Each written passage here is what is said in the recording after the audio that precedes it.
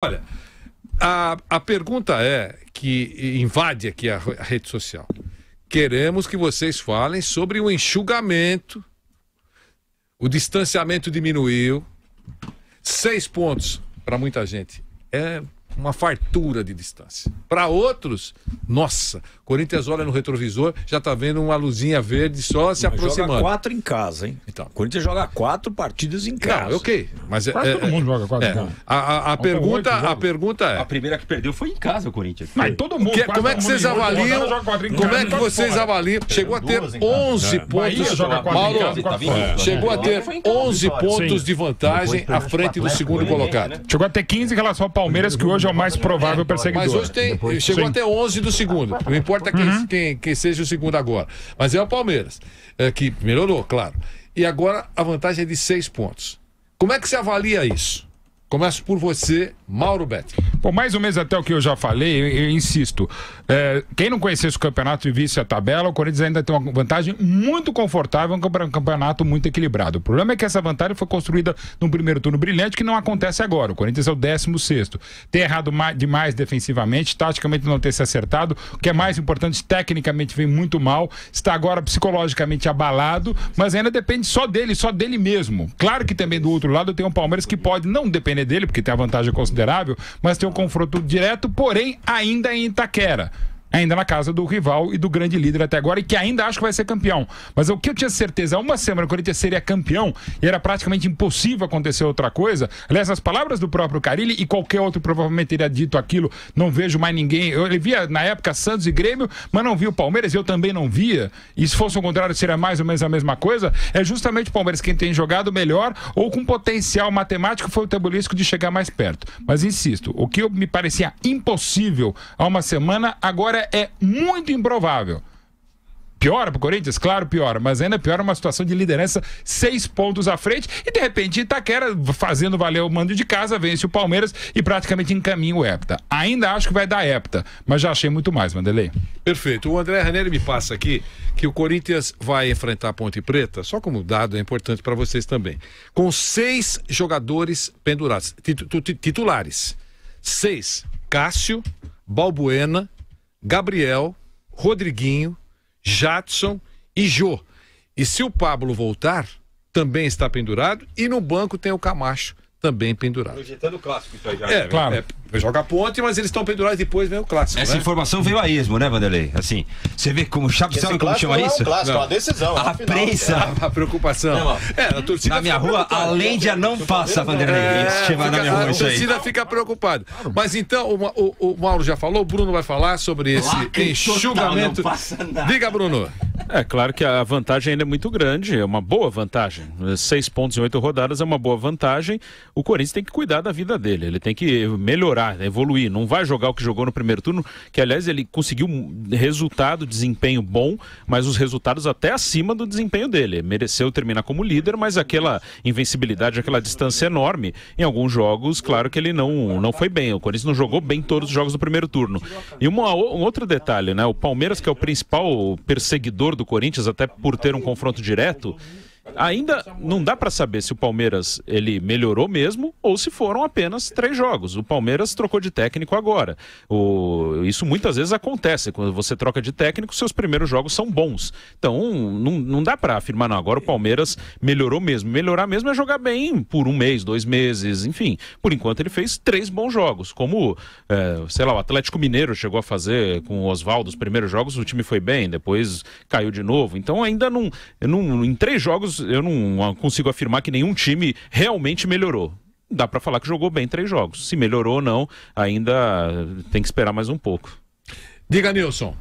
Eu acho o seguinte, eu acho que o Corinthians teve aquele momento de achar que o campeonato estava ganho. Então, na vida, quando você acha que já ganhou, que já aconteceu, que as coisas já estão definidas, que tudo já está concretizado, meu amigo. pode ter... pode ter certeza que... não fica borrifando aí, porque os caras ficam borrifando, não sai nada, saindo, né? Então, quando você acha que tá tudo concretizado, tudo aconteceu, tudo dá certo... E o grande barato da vida é que nada na vida tá certo. A vida... O grande barato da vida são as surpresas que a vida vem, que ocasionam pra gente sempre, né? Não é verdade? A vida está sempre ocasionando surpresas, sempre novidades acontecendo para a vida da gente. E a gente tem que estar preparado para todas elas, né? A verdade é essa. E o Corinthians não se preparou, talvez.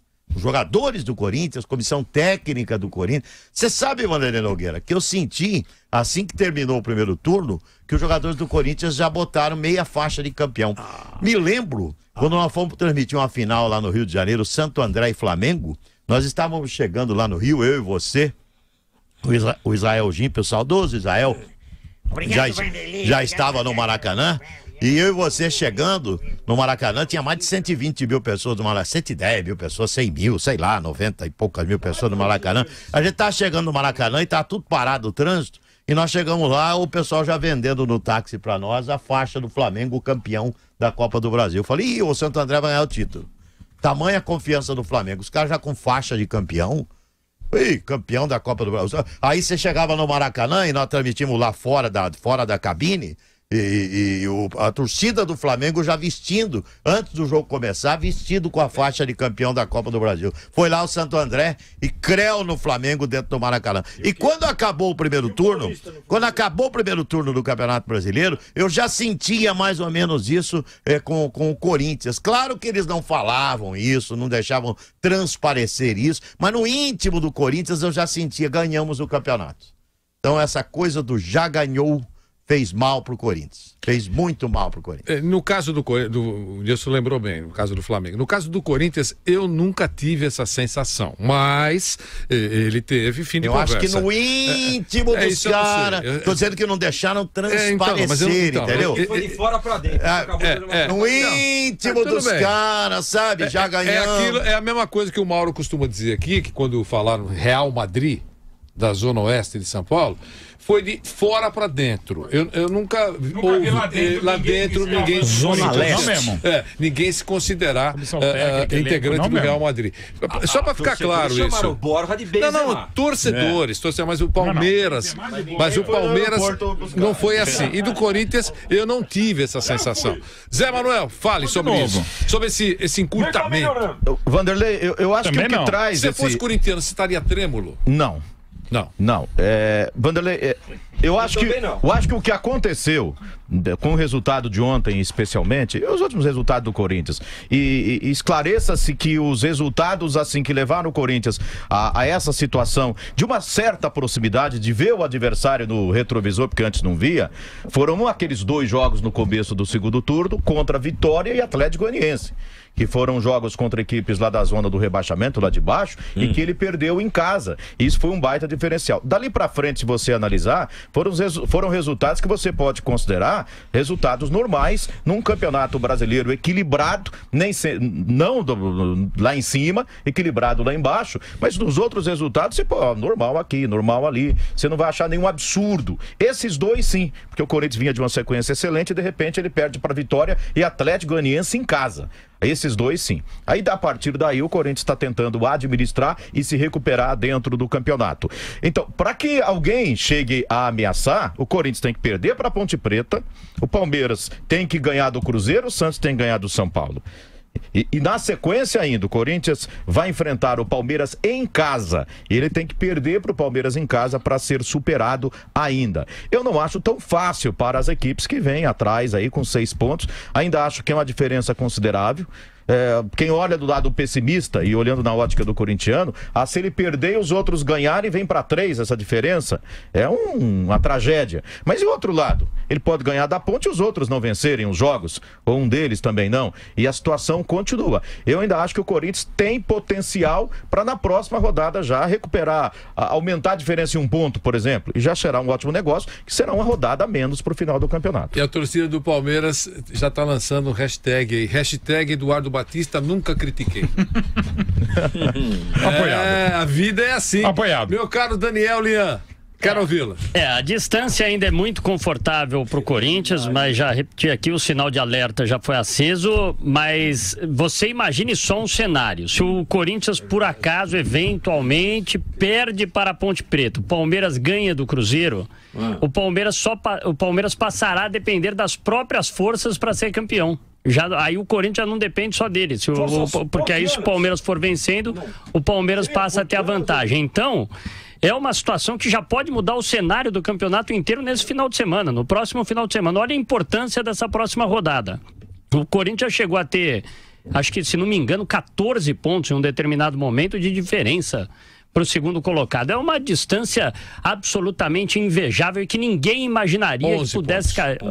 Eu acho que não que antes da conclusão de rodada, antes da conclusão de uma rodada, foi 11, mas antes de conclusão de rodada chegou a 11 pontos. Aí depois voltou para 11 pontos, mas já chegou a 14. Enfim, o Corinthians, se perder um título como esse, eu acho que será uma das maiores derrotas da história do clube. Essa será uma das maiores derrotas da história do clube, porque é o campeonato mais ganho que já se viu. O Corinthians perdeu a chance. Seria um vexame para você? Seria um vexame, porque o Corinthians perdeu a chance de bater o recorde. Pela campanha do primeiro turno, a gente imaginava que o Corinthians. A gente só perguntava com quantas rodadas de antecedência o Corinthians vai ser campeão. Ia bater o recorde. Ia bater o recorde de rodadas de antecedência. O Zoreba do Flávio Prado cansava de falar isso. E aí agora. Quantas rodadas vai ser campeão? Quantas rodadas de antecedência? Ia bater o recorde. Como é bom bater de enfim. E agora, esse cenário mudando. Olha, realmente. Aquela conta de que ele poderia ser campeão na 35ª rodada, continua valendo. Se ganhar da Ponte, ganhar do Palmeiras, continua valendo. Palmeiras tropeçar contra o Cruzeiro. Se eu fosse corintiano, polêmica. Eu estaria preocupado. Muito bem. Márcio Spípoli, para você, se fosse corintiano, essa é a pergunta mesmo. Se fosse corintiano, você estaria trêmolo ou estaria, digamos assim? O que você acha, nada me incomoda. Quero ouvir. Parkinson é Não, corintiano trêmolo. O que é isso? Para com isso. Pô, claro que o corintiano tava trêmolo. Muito trêmolo. Por quê? Ué, porque... É preocupante. Lógico que é.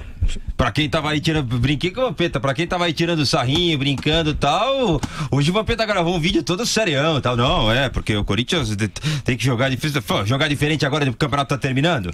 Agora estão querendo que troque... Não, tem que tirar esse jogador, colocar aquele, jogar com... porque antes ele fazia... jogar com um modo mais conservador, tá? Vai mudar agora o jeito de jogar. Um time que tava aí sobrando no campeonato. Eu falei isso antes, lá atrás do campeonato, que o Corinthians tinha subido de rendimento e aberto uma diferença muito cedo. E era difícil chegar até dezembro jogando assim. É só você pegar aí um retrospecto dos últimos anos. Quem ganhou esse fôlego todo em junho não conseguiu chegar em dezembro. Então era melhor você começar mais ou menos sem essa diferença toda no meio do campeonato e colocar o pé no acelerador no final. Se o Palmeiras der essa arrancada agora... Então, bom piloto. Porque se depender dos brasileiros na Fórmula 1, é melhor ver Super Pop. Você entendeu? Depois do Nilson. Palmeiras, se conseguir esse embalo com o Valentim, que tá conseguindo nesses últimos jogos, o Palmeiras vai fazer o que o Corinthians fez no começo do campeonato. Aí segura o Palmeiras, hein?